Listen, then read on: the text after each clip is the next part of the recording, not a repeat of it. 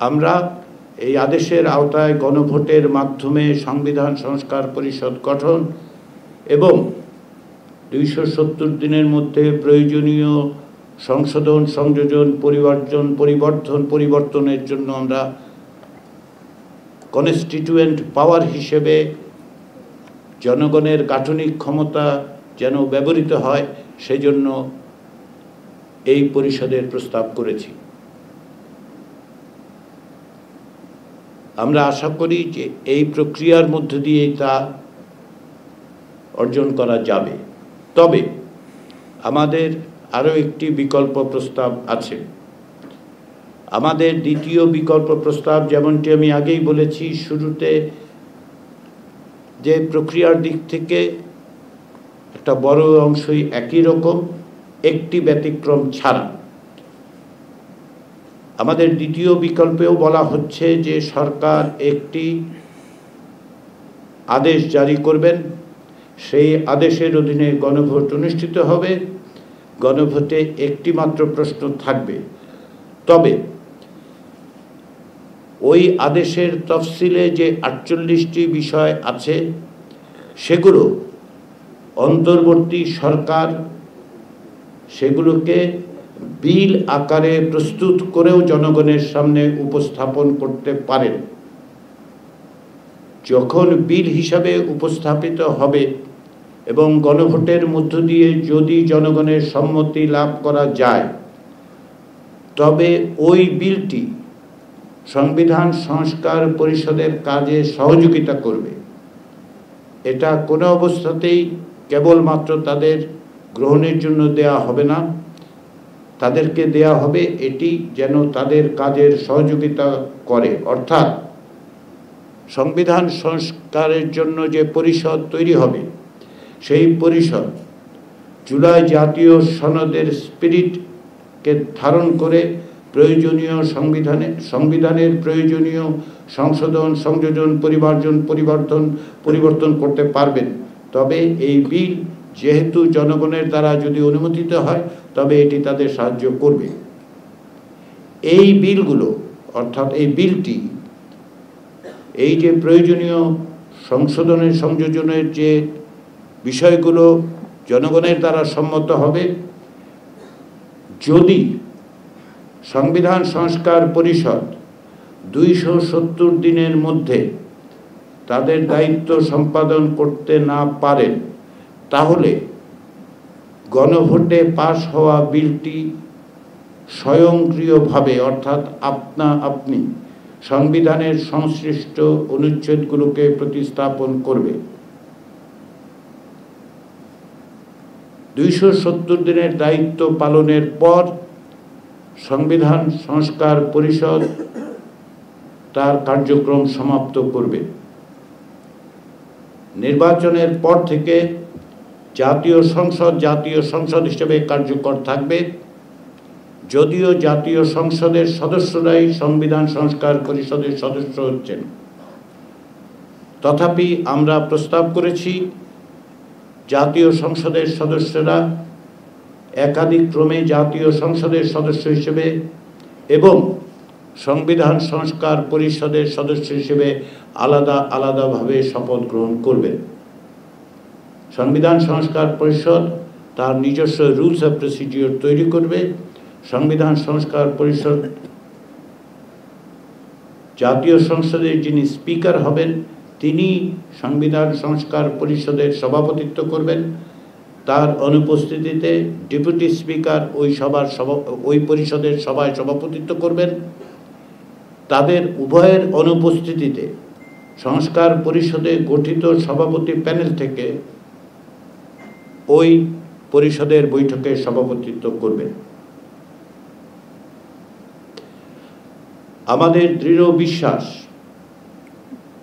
যে সংবিধান সংস্কার পরিষদ তাদের দায়িত্ব পালনে সক্ষম হবেন এবং কোনো অবস্থাতেই এমন পরিস্থিতির সূচনা হবে না যে সরকারের দেয়া বিলগুলোকে স্বয়ংক্রিয়ভাবে বাস্তবায়িত করতে হবে। আমরা এটা আস্থা রাখতে চাই, আমরা এটাতে আস্থা রাখি। আমরা দৃঢ়ভাবে বিশ্বাস করি যে বাংলাদেশের রাজনৈতিক দলগুলো এবং বাংলাদেশে যারা জনগণের ভোটে নির্বাচিত প্রতিনিধি হিসেবে একটি গণতান্ত্রিক বাংলাদেশের যাত্রার সূচনায় তাদের ভূমিকা রাখবেন, তারা এই দায়িত্ব পালনে অকুণ্ঠিত থাকবেন, সফল হবেন এবং বাংলাদেশকে একটা নতুন পথের দিকে অগ্রসর করবেন। সেই বিবেচনার থেকেই আমরা দুটো প্রস্তাব দিয়েছি, দুটো বিকল্প হিসেবে উপস্থাপন করেছি। আমরা সরকারকে আজ সকালে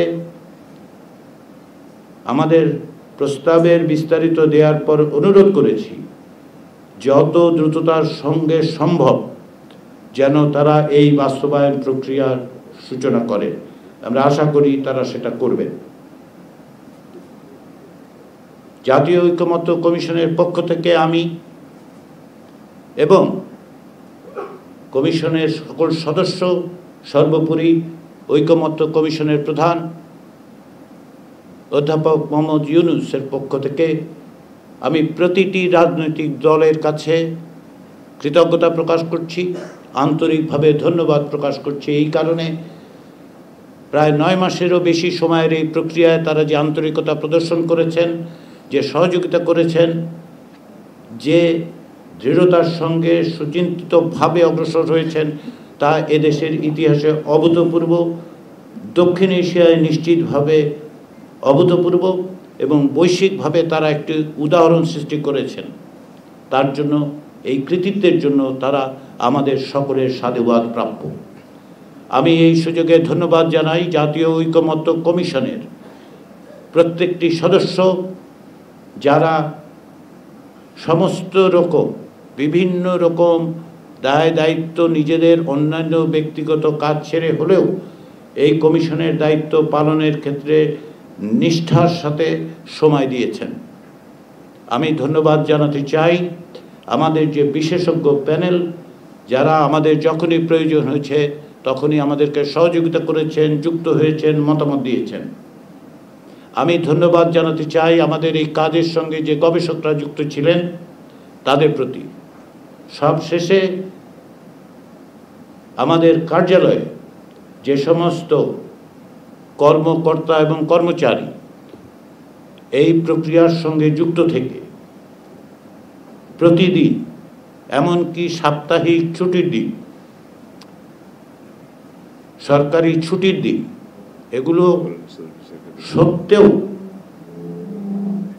নিষ্ঠার সঙ্গে, আন্তরিকতার সঙ্গে, একাগ্রতার সঙ্গে তাদের দায়িত্ব পালন করেছেন, তাদের সকলের কাছে আমি ব্যক্তিগতভাবে এবং কমিশনের পক্ষ থেকে কৃতজ্ঞ। এই প্রক্রিয়ার সঙ্গে যুক্ত হওয়ার ক্ষেত্রে আমাদের এখানে উপস্থিত সকল সদস্যই প্রকৃতপক্ষে গত বছর অক্টোবর মাস থেকেই যুক্ত আছেন।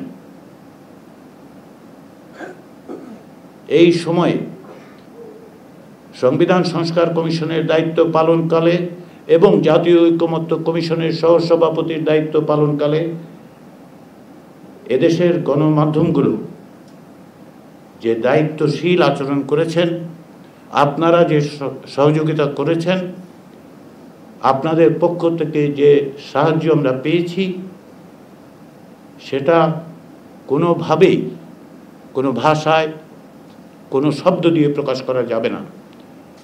ঐকমত্য কমিশনের কাজের স্বচ্ছতা নিশ্চিত করার ক্ষেত্রে আপনাদের ভূমিকা ছিল সর্বাগ্রে। বাংলাদেশের মানুষের কাছে, জনগণের কাছে এই ঐতিহাসিক প্রক্রিয়াকে আপনারা যেভাবে উপস্থাপন করেছেন, তাদের যুক্ত করেছেন, তার জন্য আমি সমস্ত গণমাধ্যমের কর্মীদের, সমস্ত গণমাধ্যমকে ধন্যবাদ জানাই। পাশাপাশি দ্বিতীয় পর্যায়ের এবং তৃতীয় পর্যায়ের আলোচনার সময় বাংলাদেশ টেলিভিশনের পক্ষ থেকে সরাসরি প্রচার কার্যের সঙ্গে যারা যুক্ত ছিলেন, কর্মকর্তা, কর্মচারী এবং প্রকৌশলীরা, তাদের প্রত্যেককে আমি ধন্যবাদ জানাই। কমিশনের পক্ষ থেকে সবাইকে এই প্রক্রিয়ায় আমরা এখানে আজকে যেখানে উপস্থিত আছি সেটা ফরেন সার্ভিস একাডেমি। এইখানে আমাদের প্রয়োজনে একাধিক দিন তাদের নিজস্ব অনুষ্ঠান বাতিল করতে হয়েছে বা অন্যত্র সরাতে হয়েছে। এখানকার ফরেন সার্ভিস একাডেমি যে সমস্ত কর্মচারীরা ছিলেন আছেন, আজকে পর্যন্ত তাদের সহযোগিতা ছাড়া আমাদের পক্ষে এই প্রক্রিয়া অব্যাহত রাখা সম্ভব ছিল না।